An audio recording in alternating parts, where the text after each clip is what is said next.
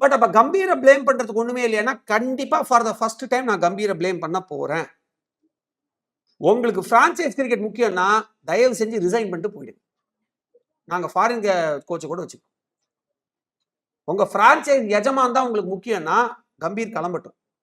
சுப்மன் கில் எதுக்காக டீம்ல இருக்காரு யாருக்குமே தெரியாது. விராட் கோலி ஆச்சும் சியர் லீடர் வேலை பாக்குறாரு கிரவுண்ட்ல இருந்துகிட்டு.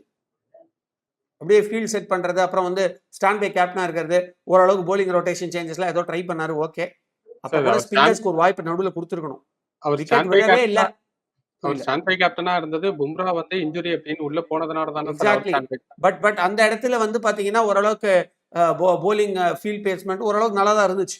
பட் ஹேவிங் செட் தட் அவர் அவ்வளோ பெரிய கேப்டனா இருக்கும்போது நடுவில் ஒரு ரிஸ்க் எடுக்கணும். ஒரு ஸ்பின்னரை கொடுத்துட்டு டக்குனு இவங்க ஃபாஸ்ட் பவுலர்ஸ்க்கு வந்து ஒரு 4 விக்கெட் போனதுக்கப்புறம் நிற்க ஆரம்பிச்சிட்டாங்க அப்படின்னா அந்த இடத்துல நீங்க ஸ்பின்னர் முன்னாடியே கொடுத்தாகணும்.